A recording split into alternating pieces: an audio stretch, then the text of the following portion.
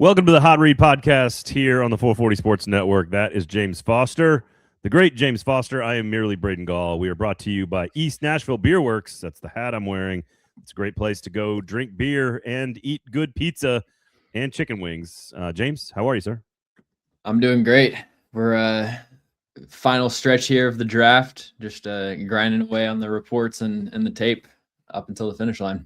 What is your we'll tell you what's going on, by the way, with the 440 Sports Draft charity party coming up. What does like your day look like right now? It's as far as the draft, it's not like super structured. A lot of the structure is around me and Corey on Daft on Draft, like what positional rankings episode we're doing that week. But then it's just like a long list that I'm kind of just chipping away at. A lot of it right now is not as much watching new players, but like throughout the season, there's guys I'm watching every week and like taking unorganized notes on, saving clips and all that. And then like at this point, I go back through and I've got like 80 to 100 clips saved of them, which is like 2 games. So then I go through, rewatch them and write their report based off of that. Like I save, good and bad clips. So that's kind of how I do it. So just a lot of like 3rd, 4th round guys that I'm finishing up their reports. So today I want to get into, because I know it's like we're getting down to crunch time here. And so today I want to get into like what we actually think will happen with 1, 2, and 3 so that we can then try to kind of put some names on a board for Titans fans at number 4. I want to look at this Ty Simpson conversation as well, which, look, we're about that time before the draft where the lull kind of happens, right? Where there's not as much evaluation. Pro days are starting to be, they're in the rear view mirror for plenty of prospects. And so people need attention. And so I want to know if there's like truth to Ty Simpson being not a top 5 pick, but just like a pretty good prospect, or is this just folks trying to get attention during a lull, like 3 weeks or 4 weeks away from the draft? So I want to talk Ty Simpson. We're going to use some predictive markets, some gambling markets to try to kind of frame some of the data around these predictions and these picks. And then I want to look at sort of like who are the names Titans fans need to look at that could conceivably fall, because we've talked a lot about the Malachi Lawrences of the world. I think Dylan Thieneman was one of these guys that was like, when we started this process, we were projecting that maybe they'll be available at 35. And now Thieneman is clearly like a first-round pick, I think in your eyes and most eyes. Is Malachi Lawrence the next one to do that? Well, who are the guys going the other direction? Who are the guys that we could see actually fall, whether that's a Colton Hood or one of the receivers, whatever it might be? Like, who should you be rooting for if you're a Titans fan to fall? Because somebody's going to fall. Somebody's going to reach early on a prospect we didn't expect, and a couple guys are going to fall, and that's how the draft works. So we'll get into that today as well. And then I kind of want to ask you just about, in that same conversation, some of the names that are just really impossible to figure out in sort of that last half of the first round, or in the first round in general, guys that are just really difficult to pinpoint and figure out. Our draft party is coming up. This is our 5th annual draft party. It's a charity event. Every penny goes to Our Kids Foundation, which is a fantastic charity protecting children in Middle Tennessee. It is we've raised over $13,000, I think, over the last 4 years. We're going to try to up that this year. We've got 2 great events on Thursday night. You are going to have a chance to come to the draft party where we're just going to watch and hang out. ML Rose in East Nashville. Tickets are available. We're going to have a giveaway. We're going to have a contest for predicting the top 10 picks. We're going to have some bourbon. We're going to have all you can eat, all you can drink, just a lot of good fun. And then on Saturday night, we're going to have a private Q&A. Paul Kaharski, Nick Suss, some special guests. We're going to have a 5-flight bourbon tasting. We're going to have unlimited Shotgun Willie's barbecue, some of the best brisket in the city. And we're going to have some really cool giveaway bags for everybody from possibly, James, from the Tennessee Titans. So we're going to have some really cool stuff for you guys. And there's a chance that James might grace us with his presence that evening and tell some draft stories. What do you think? Tell some old stories from the last 5 years. Yeah, I will do everything I can to make it. There you go. And I want you to like bring your scouting reports, and we're just going to talk about the 7 or 8 or 9 players that the Titans have, and just really give all the fans access to your brain directly. So there you go. But if you want to get involved, there's not like you don't buy a ticket, but you have to RSVP. Tickets for Thursday night, or I guess RSVPs for Thursday night, are $40, $75 for Saturday night. Again, every penny. None of this goes to Shotgun Willie. None of this goes to ML Rose. None of this goes to 440. Every penny goes to help children of the Our Kids Foundation. So please come on out. It's going to be a great time. We love it. Email InCrowd, IN crowd at sinkersbeverages.com. Sinkers is the great sponsor of this event. So if you want to come hang out, please do so. And of course, this show brought to you by a bunch of great beer that you can get at Sinkers Beverages, East Nashville Beer Works, Tennessee Brew Works, and Yazoo Brewing Company. Support good local breweries. All right. Fernando Mendoza on Kalshi right now, and I'm not going to use their name that many times today, but I just want to use them as a stand-in to try to get a hold of what the poly markets are saying, what the predictive markets are saying, these betting markets. You're betting against each other, right, is what these are. It's different than if you're betting against the house. But it says it's about a 98% chance that Fernando Mendoza goes number one. Almost $1 million in wagers have been placed on that particular bet. Any chance it's somebody else in your mind, James, at number one?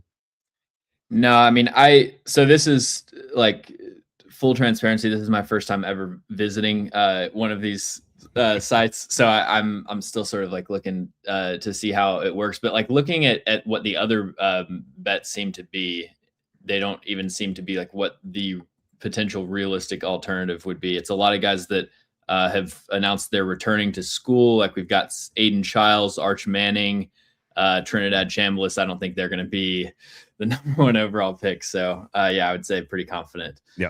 On Mendoza there. So basically, again, what is this going to look like for the Titans at 4? At 2, it's kind of the overwhelming thought has been that it was going to be Arvell Reese, and he is the overwhelming favorite. If you look at these betting markets, I think it's about a 60+% chance that Arvell Reese is the pick. There's about a 16% chance that David Bailey is the pick. Ruben Bain has there's some betting on Ruben Bain. Ty Simpson has jumped to 3rd place, though, with 10%. That is a 9% jump, which I assume is a reaction to people talking about Ty Simpson in the last couple of weeks. Is Arvell Reese the smart play here at number 2 for the Jets? Yeah, even after Baggate, I think Arvell Reese is still who I would go with it too. Not necessarily who I would go with, but like who I think it's going to be, especially, assuming the Jets view him as an edge rusher. For me, like I view him as an off-ball linebacker prospect, so I think that's kind of an interesting pick there. But for the Titans, I would be working under the assumption that Arvell Reese is going to be off the board. Is that what you want? If you're a Titans fan, is for Mendoza to go 1 and Reese to go 2? I don't think I want. If I'm a Titans fan, I don't think I want to have to decide if Arvell Reese is worth the pick at 4. Oh, I totally agree with you. I would love to be like saved from that decision. Not even like I have Arvell Reese as my 3rd overall prospect. So it's not even an anti-Arvell Reese thing. It's kind of an anti-Arvell Reese as an edge rusher thing. Because his bag like drill that's everybody's commenting on Twitter has shifted the conversation like I think in the correct direction, but for the wrong reasons. Like I don't think Arvell Reese has great bend on tape, but it has nothing to do with that bag drill that he clearly has never repped before and is different, a completely different drill from Ruben Bain, where they're being compared side to side. So like I wouldn't draft Arvell Reese very highly to do that drill, I'll say. But to play football, I think that he's a really good off-ball linebacker. But you do see on his pass rushing tape, the bend at the top of the arc is average to below average. So I think all things considered for the Titans, if it saves them from having to, make a potentially dangerous decision. And I think so. Obviously, you've got Reese at 3. That means you've got Mendoza and Styles at 1 and 2, or I guess it's Styles and Mendoza at 1 and 2. Just as a reminder to everybody out there. So according to these, and according to the markets, David Bailey is the top pick for the Arizona Cardinals at number 3, 28%. Francis Moanoa at 21%. Arvell Reese at 12%. Jeremiah Love at 11%. Spencer Fano at 11%, Sonny Styles at 7%. So this is where the draft changes and diverges, and there is no consensus.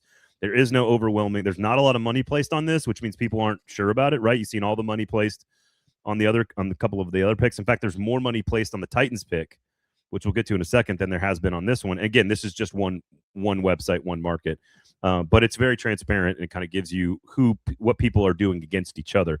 It's just an interesting data point. It's not the end all be all. But that's what these markets are saying. Ty Simpson is in there at a 5% clip as well.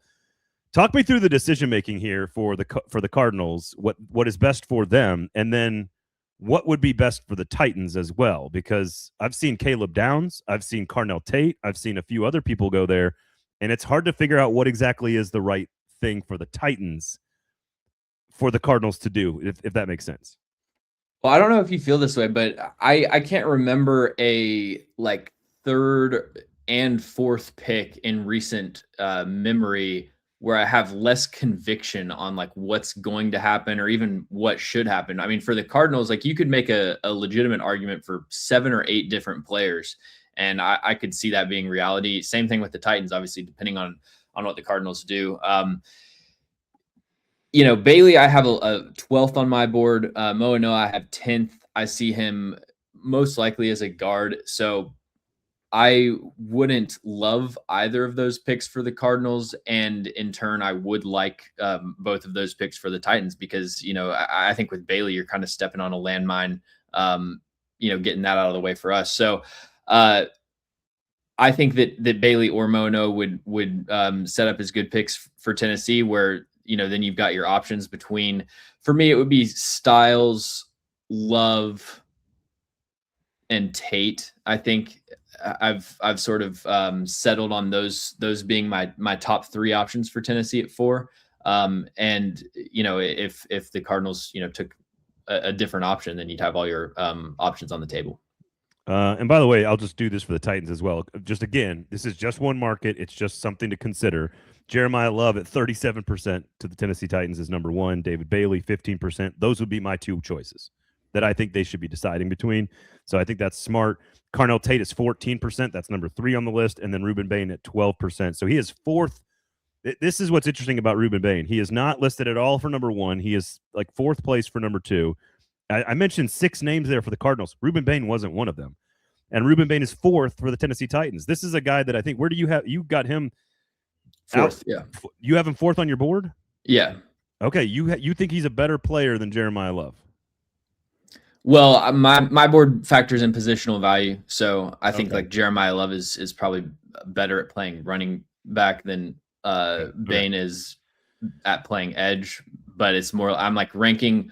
Essentially, the way that my rankings go is empty roster, expansion draft. Who would you rather pick, like to start your roster, build your roster around? So you don't get the sense that Bain is less of a priority for these top 4 teams than maybe a month ago. So that's my personal opinion on Bain is that he's the 4th best player in this class and the best edge rusher. I don't think the NFL views him that way.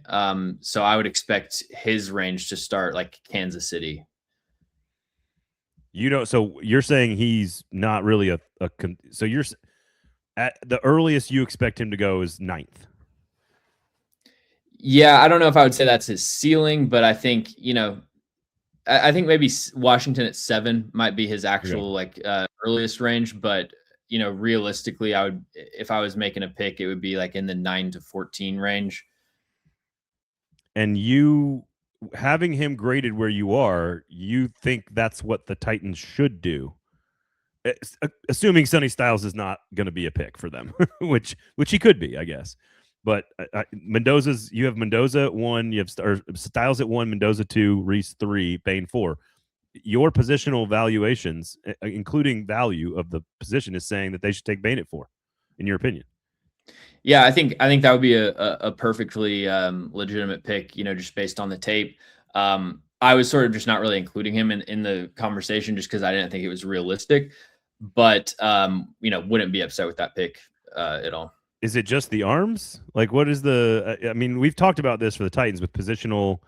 How long does he stay outside? There's a good chance he moves back inside, and that's a little redundant with Franklin Myers, and maybe he's already redundant with Jermaine Johnson. Like, we've covered all this stuff. Is that why the NFL?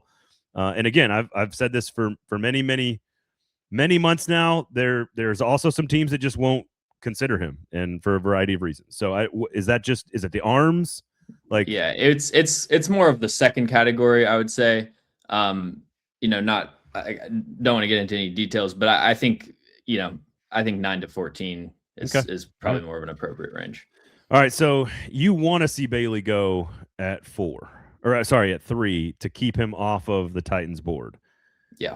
And that's what, again, that's where the markets are betting right now. So hypothetically, Mendoza, Reese, and Bailey, your best available player would be Styles, and you don't think the Titans are going to value Bain, or the rest of the league is going to value Bain at 4. So what then are we talking about at Well, 4 to for the me, Titans?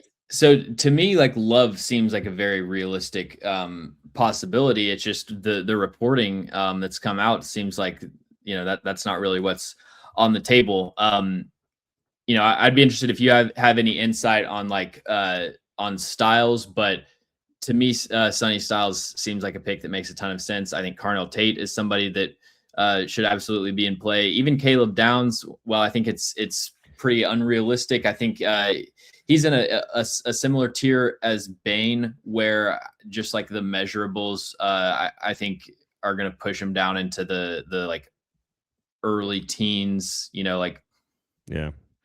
Bengals at 10 is probably like where his realistic range starts. But yes, I mean, Styles, Love, and Tate, I think are realistic options. I think so. The betting market, I think, is actually pretty accurate on this in terms of prioritizing. It's Jeremiah Love at 37, Bailey at 15, Tate at 14, Bain at 12, Styles at 9. And I do think that's about right. Like, if you take Love out of the equation, because some of the, and again, you can't believe it's must-lie season, so you can't believe anything you're seeing or hearing. But if we're going to take it for what it's worth and say maybe they're not as interested in Jeremiah Love and Bailey's off the board, well, the betting favorite then, according to these markets, is Carnell Tate. I actually think they would go Tate over Styles. I just think it's premium position, a player in a position that they have just struggled so mightily to fill over the years. It is, and I was talking with Nick Suss about this on the Thursday football show, and it's not about next year's draft class, but it's about what your goals are overall for this class, which is you cannot go in. You got to be better at football. Like, the roster has to be better. You need to improve the win total. You need to get to 7, 8, 9 wins, whatever it is, whatever's possible. Raise the floor, etc. But I don't know what you think about this, but you cannot go into next year's draft still missing giant holes at premium positions. And that could include left tackle next year if Dan Moore is done after this season, meaning they don't pick up his contract, and they've got an out in his deal after this year. So if Calvin Ridley is off the books and Dan Moore is off the books, and you don't draft a pass rusher here, you can't come into next year's draft still needing a left tackle, a pass rusher, a receiver, a number one corner. Like, does that make sense? Like, you have to answer some questions with this class. Yeah, I think I can't remember if I've said it on this show, but there is a real like conflict in my head with Sonny Styles between just how good of a prospect I think he is, and then the historical track record of first round linebackers. Being like, no one gets a second contract with the team that drafts them, it seems like. So that that sort of conflict in my head doesn't affect my draft grades. But then when I get on a podcast and talk about like, what do I actually want the Titans to do? It's like, I don't like, I might rather just have the B+ receiver, I saw a great, I forget who it was, comparison for Carnell Tate. And it was Corey Davis against the Patriots every week, which I like is a really accurate description of his play style. It's such a Titans deep cut. That's what that is. It is. It wasn't even a Titans like creator. It was a fantasy football guy. So very Nice. very apt comparison. A guy who really knows Corey Davis split stats. Oh yeah, I like that. Now my instinct on this, just if you're asking like just general feel, I think it is. I think Bailey and Bain are very real possibilities. And I think Love is a very real possibility. And I think Carnell Tate is a really so I think it's of those 4. I do not think Caleb Downs or Sonny Styles are really being considered, if I had to guess. Could be totally wrong. My thought is they've got to, and this is what I said on Thursday's show as well, they have got to figure out if Jeremiah Love is just that much better at football, meaning like he's a 92 and Bailey's an 86, and that gap is too large. They have to take the better player. right? Like I think that Right. where they grade Love is kind of what matters in all of this, because I think Tate, Bailey, and Bain are all graded about the same in my like. Right? Am I wrong on that? Like they all feel like they're like 88s or whatever. And if Jeremiah Love is a 93 or a 94, is that gap big enough to where you cannot pass on him? He's just the better player, and you got to take the best player. Tate, Bailey, and Bain are like high-end twos at their respective positions, whereas Jeremiah Love is a bona fide number one. Yeah. And I mean, I've said this multiple times this week, but we talk about positional value and sort of like anchor the positional values as if they're the exact same every single year. But a lot of positional value comes down to scarcity. And so like why traditionally I might devalue a top first round running back prospect would be because I think in most classes you can get like 80% of that in the third round, fourth round, et cetera. Whereas this year, I mean, I was just on a Seahawks podcast and they were asking me like, who's your favorite, we were going through the positions. They're like, who's your favorite late round running back? And I was like, I got nothing for you. I can give you a more detailed answer for the other positions, but there's nothing. Yeah, literally. So I think that does kind of even out the positional value debate a little bit for me. If Bailey is off the board, I think it probably comes down to Love or Tate. And my instinct is if they're not interested in Love and they don't have Love graded, they have them all graded about the same, right? In that 87 to 89 range or whatever. I'm just using that as a random kind of framework. Because none of these guys are 96s, right? We don't have any 96s in this draft, really. I think Tate is somebody that's very high on their board. If I had to guess, either of those two options make the Titans a lot more fun to watch for sure. Yeah, right. Which I mean, I've been wanting to feel something on Sundays for like the last 3 years. So I mean, well, come on, you got all of it on Saturdays this year. Get out of here. Hey, that is true, but I try. Don't be greedy, James. Come on. I'm not even asking for like Super Bowl contention. I just want to like, relatively entertaining. Yeah, I want like, by the end of the first quarter, I want to be saying like, oh man, that went by so fast instead of I got 3 more quarters of this. So yeah, that's kind of my standard. You know what really helps with really boring Titans games? Beer. East Nashville Beer Works, of course, right there in East Nashville, as it's creatively titled. But you can get to the other one, of course, in Wilson County, which is really in really far east Nashville. Which is right there in Wilson County in between Lebanon and Mount Juliet. They've got a huge tap room. Kind of looks like an old church. It's really cool. They've got an adults only 21 and up patio upstairs where you can smoke a cigar if you want. They got the drop down screen. Kids are welcome, of course, on the playground and on the first floor. You got a dog park. You got a putting green. You've got the playground. You've got the LED projection screen. They're going to have all kinds of great stuff. So if you're watching Nashville sports, whether it's the Predators or Nashville SC or college football or college basketball or golf or whatever, you can go to East Nashville Beer Works, of course, and the NFL draft coming up, the party at with Sinkers Beverages and 440 Sports. Tennessee Brew Works, of course, is also a great, amazing, awesome, wonderful sponsor of ours. Make sure you check them out if you're downtown. They have fantastic menu. Their food and beer combination is probably the best in the city, so go check out Tennessee Brew Works downtown on Ewing Avenue right there near Third Man Records. Great place to go pregame for anything you are doing in downtown Nashville. And Yazoo Brewing Company up on the river in Madison. Those guys are spectacular. It is if you like the vibes, just relaxing, good weather now, you want to bring the kids and the dog and go sit on a bluff and overlook the river and have a great beer, Yazoo Brewing Company, the OG craft beer brewer in Nashville. So check out all that great, good craft beer here in Middle Tennessee. All right. Ty Simpson is, as we mentioned, the betting markets have him moving up. This is Dan Orlovsky is the guy, I guess, who started all of this, I suppose, right? What do you make of Ty Simpson? So I know I'm looking at your grades currently. You've got him as like sort of a middle second round pick or an early second round, middle second round grade, but an early second round pick. You've got him 36th overall.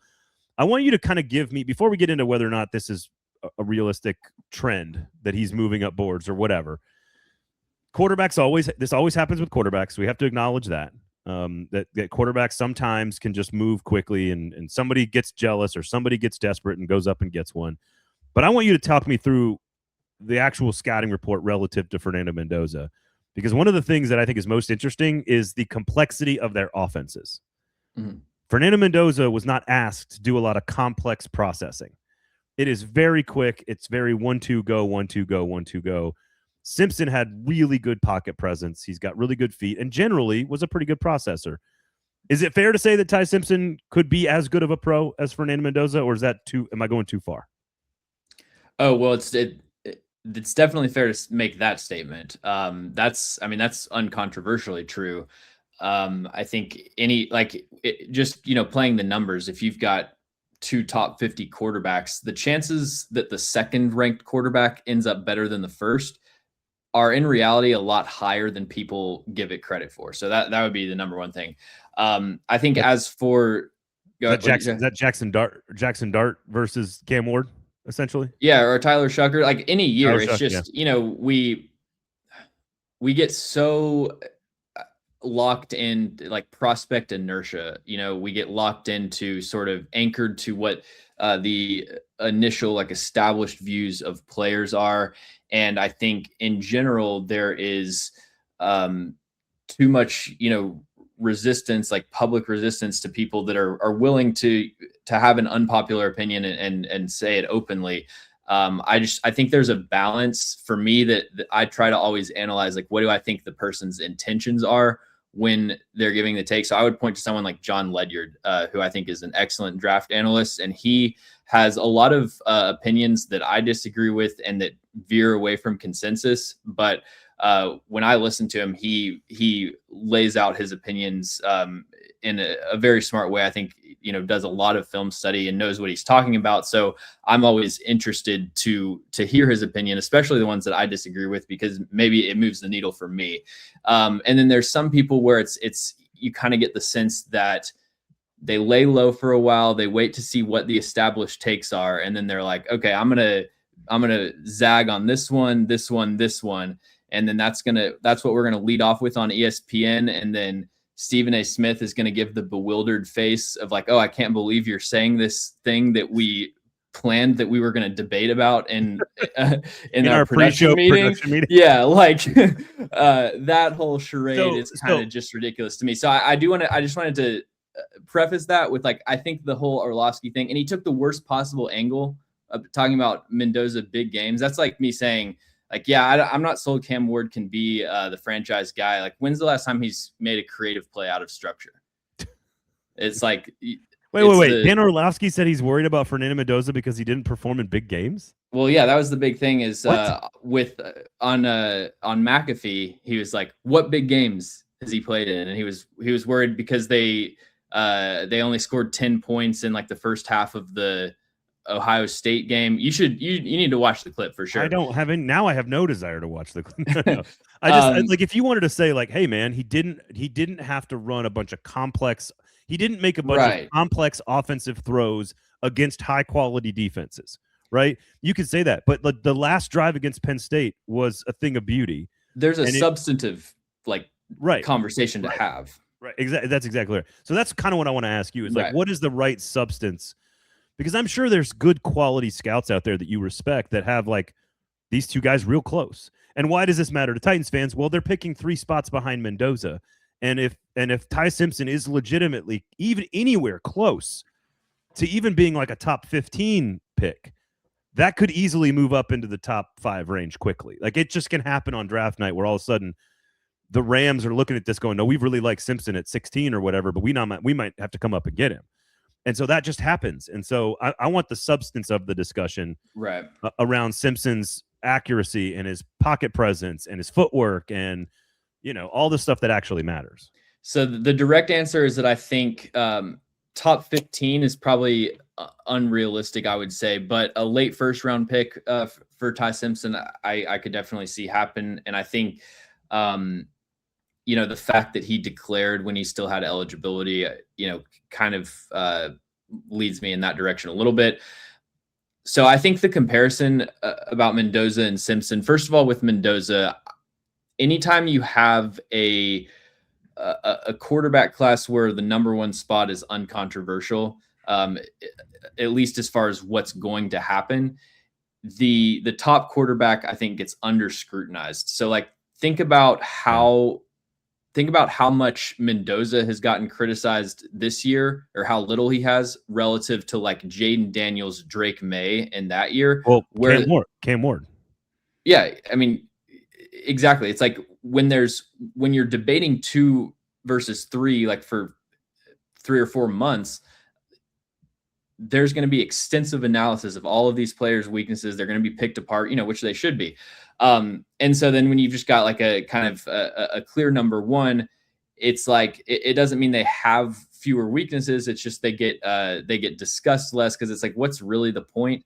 But I still think that that's a valid conversation to have. And when you look at the offense that Mendoza played in, it's not very translatable to the NFL. And by contrast, Ty Simpson's offense and his execution of it was very translatable, especially what he was able to do pre-snap and working to his second and third read. Post-snap decision-making was a little bit inconsistent and kind of derailed as the year progressed. But that is the clear leg up that Ty Simpson has over Mendoza is, being comfortable working the middle of the field, the ability to get to his backside read, pre-snap. I think they're both pretty good pre-snap.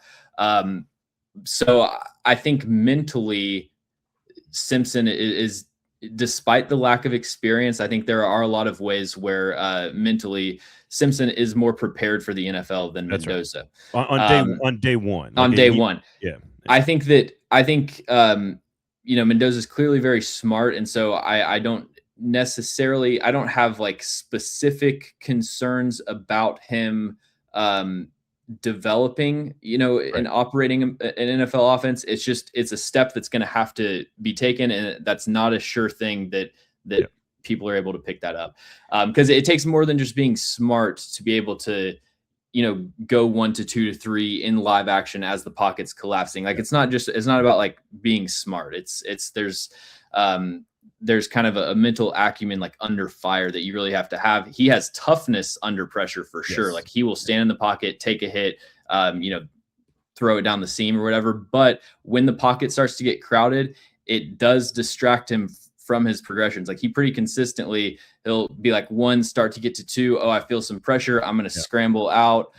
So as opposed to Simpson, who's a lot more willing to climb the pocket, make like a really explosive pocket climb, escape that edge pressure.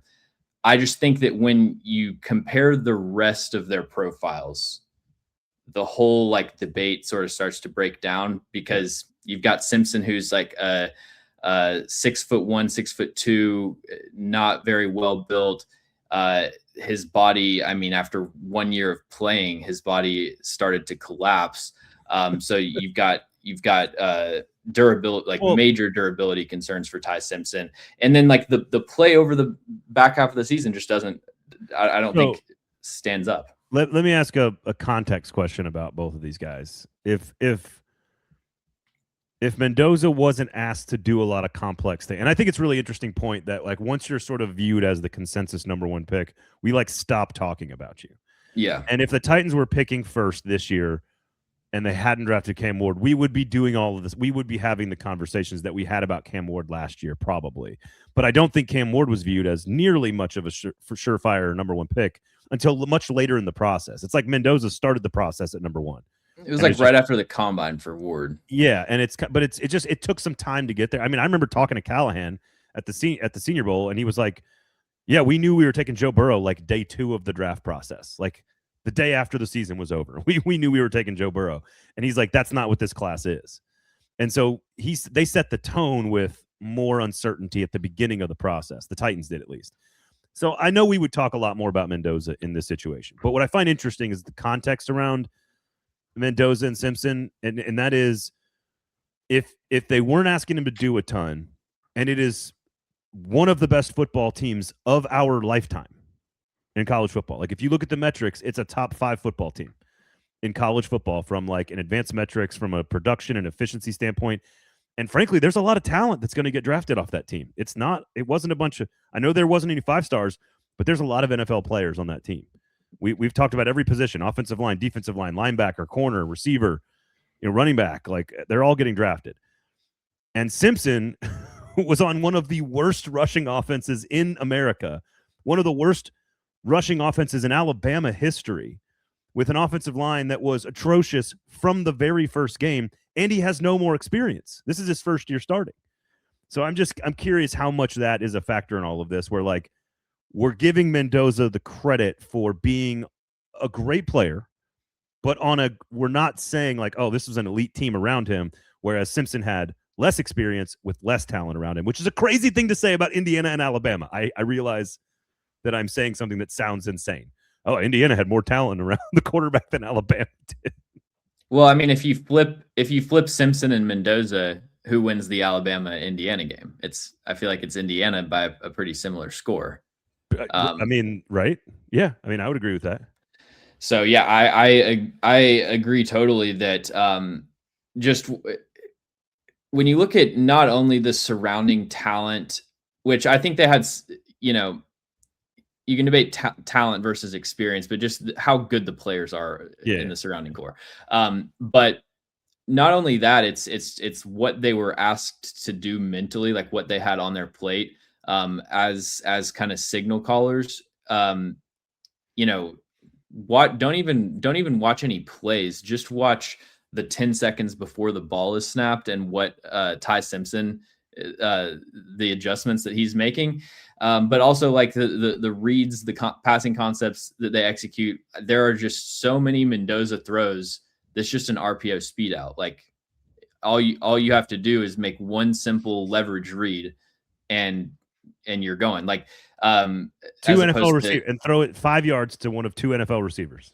Yeah, one of three. Yeah, that's right. That's right. With when Becker started playing. So okay. Yeah, he definitely had it a little bit easier. I mean, to me, it still comes down to, I think when you look at their total resume, total package of what they bring as prospects, I still find Ty Simpson kind of unimpressive compared to like how his biggest fans are talking about him. Like Theo Ash, who's big on TikTok, he's like, he always says, just because a white boy hits a backside dig doesn't mean he's an NFL quarterback, which is so true. Cause like there's that it's so hard to find quarterbacks in college nowadays that can throw with anticipation and that can get to the backside of their progression. And so like when you see somebody that can do that, there's I have this tendency to overvalue that because it's kind of a rare skill set, but like there's so much more that you have to bring to the table. I don't think that Ty Simpson, I mean the deep ball placement, number one, it's like with Ty Simpson as your quarterback as he is now, there's such a cap on the explosive plays that you can generate offensively because the deep ball placement is scattershot, and when you watch him throw, he's a strained thrower. It's not like an easy, smooth, effortless flick release.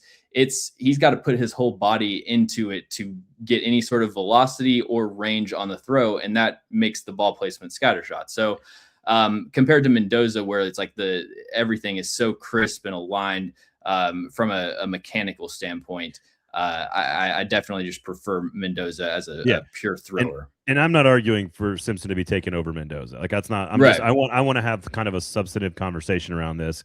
Because I've always kind of liked Simpson as a quarterback prospect. I don't like him more than Mendoza. I'm curious, is Simpson's tape at that one thing you're talking about, down the field ball placement, was his tape or your concern, was it better than Cam Ward? Or was it the same problem? Worse. It was worse than Cam Ward. Okay. Because that was the same question we had about Cam Ward. And a lot of throws in the NFL in his first season that were, especially outside the numbers, very inaccurate. Yeah, I think but the effortless throwing is very different for Cam. Right. Yeah, Cam's just got a much more natural throwing motion. I think that I would probably describe in college, I would describe his deep ball accuracy as below average, and I would say Mendoza or Simpson's is poor. Okay. There's very few connections on tape. Ty Simpson, 33% chance according to the betting markets that he'll go to Arizona, 31% chance he goes to the Jets, 20% chance he goes to Pittsburgh. Where's Pittsburgh picking again? 21. I think that sounds right to me. If I was putting money down, I like 21 to Pittsburgh. That feels like a smart kind of place for him to go, right? He moves up boards late. somebody reaches on him a little bit. It's not super high, but you're kind of sitting there at 21 going like, oh, he's available. We need a quarterback. Let's take the guy. Like that's how I kind of feel like that's about right. Yeah, every time I do a mock draft, it's basically like a hot potato of which fan base do I want to piss off by drafting Ty Simpson to them. And the Steelers have won a lot of those, and they hate it because it's so reminiscent of Kenny Pickett, where you're taking like another kind of limited traits guy mid first round. I think Simpson's a better prospect than Pickett, even. I agree. So, I agree.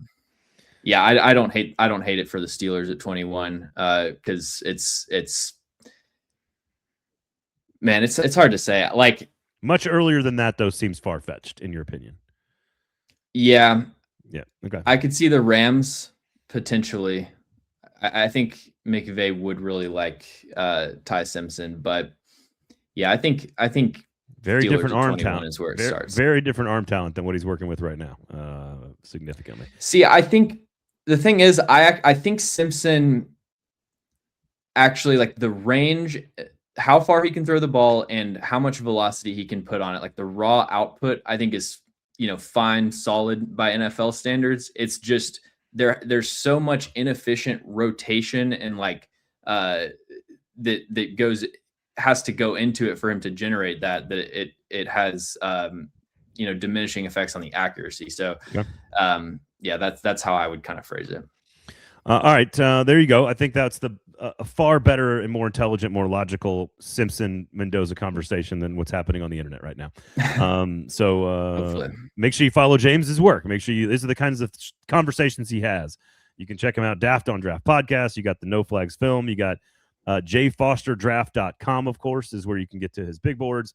You got all the local breweries you should support as well. Yazoo, Tennessee Brew Works, East Nashville Beer Works, and then if you want to come to the draft party, RSVP in crowd at sinkersbeverages.com is the email address. So please shoot us an email. It's in the show notes. It's on YouTube. So please send that to us. And $40 ticket for Thursday night and a $75 ticket, every penny going to charity. So, all right, last one here. And I want to we'll have a conversation around this. And that is there are going to be players that have continued to kind of, again, not move up boards, but people grab them in the first round that maybe we don't expect, which means players have to fall out of the first round, sometimes totally unpredictably. But one of my favorite things to do after each first round, James, is look at how much talent is still on the board in those first 10 picks. And sometimes that leads to people coming up. That could be good news for the Titans. Sometimes it means you get a player you didn't expect to fall to you at 35 in this case for the Titans. I want you to give me some names that you think have the potential to make it to 35, that if it happens, it doesn't matter what position it is. It doesn't matter what your need is. You got to take the guy, if that makes sense. Let me float you a scenario. Let's say that the Titans at 4 go Carnell Tate, and then at 35, Casey Conception is there. Would you double up at receiver, or would you take like a TJ Parker or whatever, an edge that you feel lower about than Casey Conception?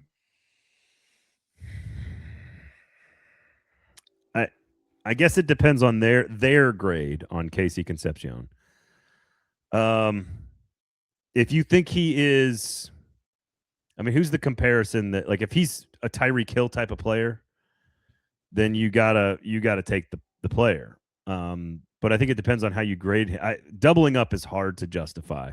My comp is Percy Harvin. Ooh, that's not. I mean, Percy Harvin was an elite high school and college athlete, and probably had a better NFL career than I'm giving him credit for. He got hurt a lot.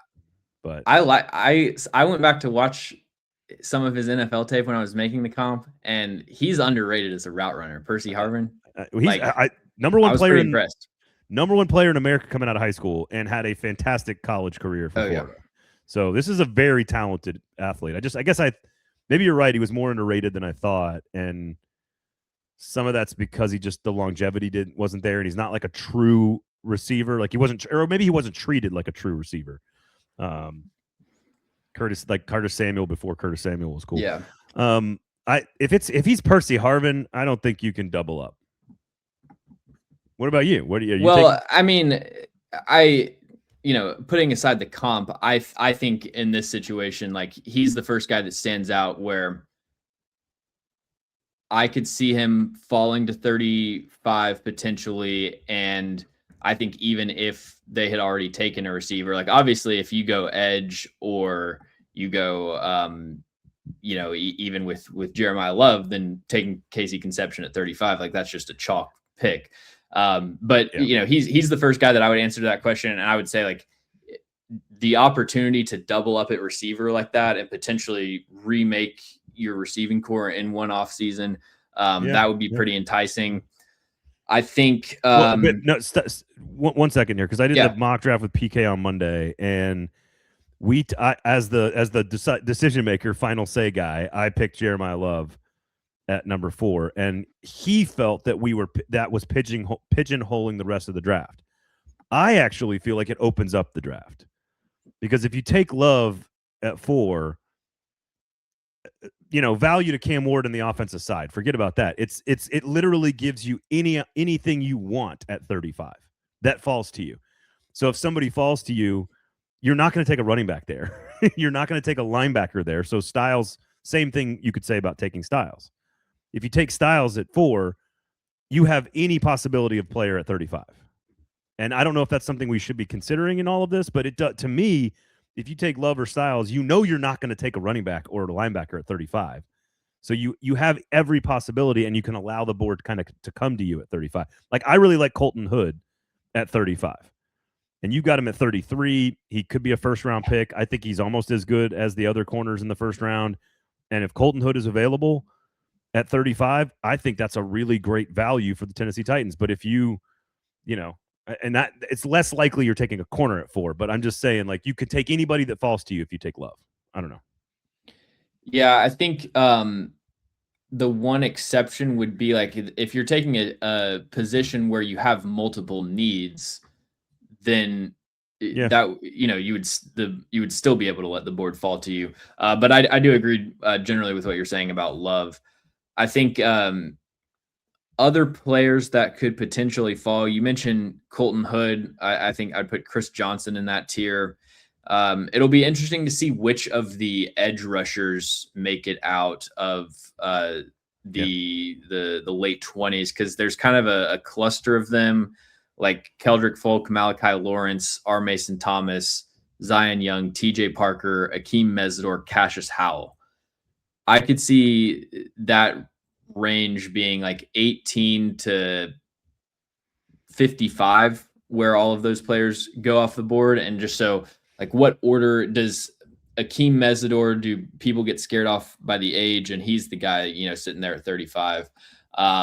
It could be that there's a big run and there's only one edge rusher, and then the Titans, are in a situation where they've got to like try to trade up, somehow with 33 to like get the one remaining player. So I think edge is definitely the most fascinating to see how that'll play out. What about offensive line? What about if Blake Miller's available, Emmanuel Pregnon? What if there's Max Ian Anchor? Is that how you say his name? For Arizona State. Yeah, I don't know. What if there is like you've got Blake Miller at 29 on your board, Spencer Fano at 25. What if he falls? Like, what if somebody that's just, it's not necessarily one of their top needs, but it's going to be clearly a need later. You know what I'm saying? Like, are there any of those guys that you just love so much that you're like, man, I would take that guy, even though it's not necessarily an immediate position of need? The tough thing with Fano, Miller, and Max out of Arizona State is that they're all right tackles.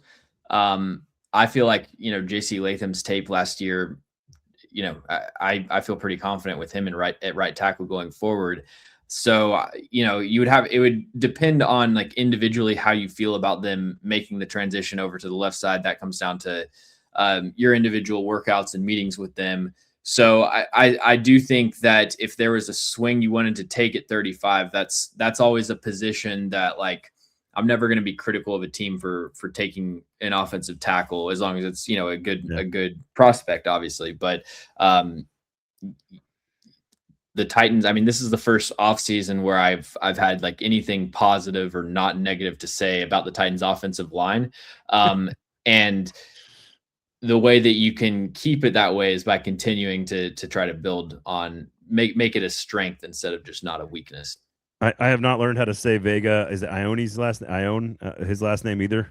Because I haven't. I've been saying Ioane all year, but then I saw an interview where it was a different pronunciation. So So yeah, the guard out of Penn State, who now is in your top 10, by the way, on your board, mhm, which when you take into positional value, that's kind of an impressive ranking for a guy. yeah. Like, I'm not saying he makes it to 35. Like, but guards do fall. Like, it happens, right? Linebackers and guards, safeties, they all kind of fall. What if one of those guys is available at 35 and you're just like, man, I can't. It is actually a position of like that guy could start, right? Like, you could plug him in at right guard. You don't have to worry about trying to re-sign Zeitler. I think Pregnon, I would like that pick for sure. At 35, the guard out of Oregon. Basantis might be a little Chase Basantis out of Texas A&M might be a little bit of a reach at 35. He's kind of a pass pro specialist. I think one of the worst run blockers at the top of this guard class, though. And then you wouldn't call that a fall, though, right? Like, you wouldn't say, "Oh, he made it out of the first round," right? Like, he's not really projected to be a first round pick. Are you saying Basantis or Pregnon? Basantis. I think either of them could be in play for the Seahawks at 32. So yeah, it's just like whichever guard makes it past the Seahawks pick would be the faller. But I would probably bet on Pregnon going earlier than Basantis. And then there's also, I mean, there's some tackle to guard converts. Like, I think that, I mean, it's Fano at 35 seems very unrealistic, but Fano at moving to center is really appealing to me. So I think that would be a great pick. Okay. Because Fano could fall too. Like, it looks like he could fall down some boards. So especially if they're starting to project him as a guard or an interior offensive lineman, that would make him fall. And then all of a sudden the Titans get one of maybe the best center in the class potentially, right? At that point, at 35. They don't need a player like Caleb Banks, but that's a player I've seen falling, right? It sometimes falls into that range. I know you're very high on him with his measurables and everything. So I don't know a player with his size, you know, with his injury history, another foot injury is really concerning for me. So I've kind of cooled off on Caleb Banks a little bit. Okay. All right. Anybody else that you think, like Keldrick Falk could be a faller? I know you've been sort of lukewarm on him for most of this process. Denzel Boston, Caden McDonald, Emmanuel McNeil-Warren. There's a number of guys you've got graded sort of in that last 10. Any of those guys could, in theory. C.J. Allen is one that linebackers tend to fall. If C.J. Allen falls, that's a guy that could be a first-round grade that falls into your lap at 35, and a player that you could plug in and play right away too, right? So anybody else that we're missing? Caden Proctor, I don't know if he falls. So I would be surprised if Caden Proctor falls, but he would actually be my favorite of the guys that you just mentioned at 35, and that would be a 100% move inside to guard situation, not even like let him fail at tackle necessarily. Although it might be worth a shot, actually. You don't think he could play left tackle if Dan Moore doesn't work out?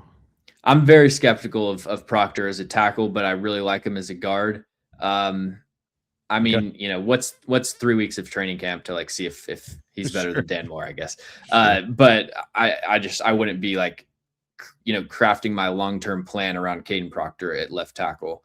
The other guys you mentioned, so if I'm getting a safety early, I would want somebody that is kind of the opposite stylistically of Kevin Winston. And I think Emmanuel McNeil-Warren has much better coverage instincts for sure, but I still think he fits more of that box, kind of like tight end eraser archetype. Linebacker, it's a similar thing where I want somebody that is better in coverage to sort of offset Cedric Gray's limitations. And I think CJ Allen is has a lot of issues in that area. I mean, Peter Woods, it's hard to really like turn your nose at Peter Woods and Jeffrey Simmons. So I'm good with that. I mean, Peter Woods at 35. You're not gonna get any complaints from me.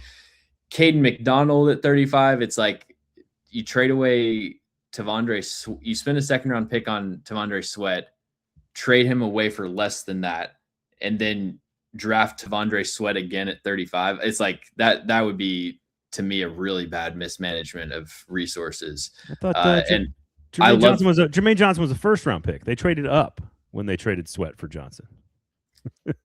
Okay, yeah, but you get what I'm saying. But and I really like Cade. I like Cade McDonald better than Tavondre Sweat as a prospect. It's just I don't see that being a fit really. But between offensive line, the potential receivers, that's not even like, it seems unlikely that Omar Cooper would fall, but obviously you would take him at 35. Denzel Boston, even Chris Bell. Between the receivers, offensive linemen, corners, and then that big group of edge rushers. Yeah. I mean, I feel like we're going to be going into the second day of the draft, and like I usually tweet out like who would be my rank my favorite picks for the Titans. I feel like I'm going to have like 12 options that I would be good with. And with specifically surprise fallers. I mean, Peter Woods isn't even really someone I had thought about until now for the Titans, but that would be an awesome duo. I feel like he's a starter on the defensive line for a long time. Say what you want about positional overlaps or redundancies, but like if the guy's a starter for you for 10 years, you take the player. Like that's it. For sure. I'm surprised that so many of these guys you think are going to be guards, and that none of them could get a shot at tackle. But I guess if you're saying they're all right tackle, I think offensive line is the one that falls in their lap if they want to go that way. They may not want to. I do think that like Chris Bell will be available because of the injury. I could see Concepcion being available because of the size. I'm with you. I don't think Cooper or Boston falls. And so I'm trying to figure out like what positions are totally picked over.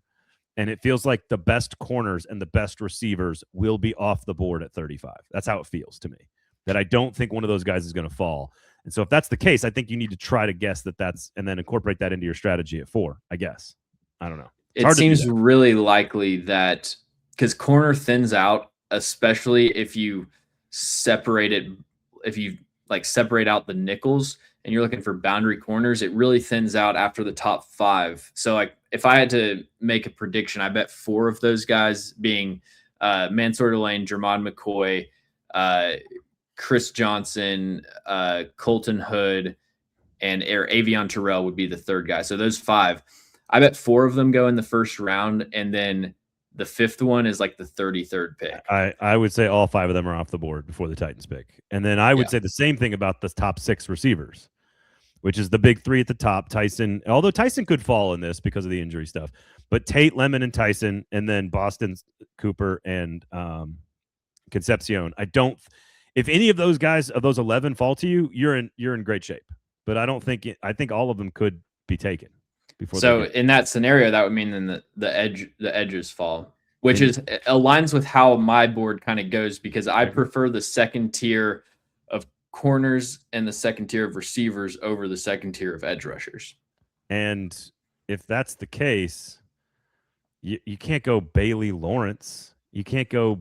Can you do Bain? God, that would be the stiffest. That would be the stiffest like speed rusher duo in the NFL. Right. David Bailey and Malachi Lawrence. If you did Reuben Bain and Armason Thomas because they're such complementary pieces, then maybe that works. But if you take Bain at 4 and the best available is going to be 2 different pass rushers, like that's doubling up at that position is not terrible. Kind of like doubling up at receiver. They all can play, but it doesn't feel efficient. To me, that's a good argument, and we're going pretty long, but that's a good argument for why Bain. That's a good argument for Bain over Bailey in the first round, if that's the position they decided to go. Because then, if you get forced into having to double up at edge, there's like Bain pairs with another edge so much better, so much more consistently than Bailey does. Like with Bailey, you're locking yourself into like you got to get a power guy. Whereas with Bain, the only like who doesn't pair with who would be like redundant with Reuben Bain? Zion Young. Be like Zion Young. Yeah. Keldrick Falk. Zion Young, Keldrick Falk, and like Derek Moore way down the board. So you just got way more options. To me, you also get and if they want to run waves at you, and they want to be very flexible and creative with their alignments, right? Like, hey, you're not going to line up in the same place every time. Then I think you could see the argument for like a Bain and Thomas, where Bain is on outside on first down and then inside on second down, and Thomas is outside, and then they switch. Like, you can make a lot of different, you could do a lot of creative stuff. So maybe that is the argument for Bain at number 4. Look at that. It only took us an hour. We got to an argument for Ruben Bain at number 4. All right. Where can people find you and all your work? Where are you at these days? Yeah, Twitter, No Flags Film. You can find my draft guide is the pin tweet or jfosterdraft.com, and then YouTube, James Foster. There you go. Daft on Draft podcast as well. Make sure you sign up for the tickets for the draft party. ML Rose on Thursday night, Shotgun Willie's on Saturday night, all for charity. Going to be a lot of cool stuff there, a lot of cool personalities, a lot of fun. It's going to be a blast. So sign up for tickets. In crowd at sinkersbeverages.com is the email address. Just shoot us an email address and RSVP for one of those 2 nights. My people over at Sinkers are going to take care of you. Go support good local breweries and tap houses. That's Yazoo Brewing Company, Tennessee Brew Works, East Nashville Beer Works, all 3. That is like 5 combined locations of just awesome beer. So go check out one of those great places and support all the other great shows across the 440 Sports Network. I think that does it for us, James. Thanks for hanging out, man. Always a pleasure. Have a great weekend. I'm going to bed. Thanks for listening, everybody.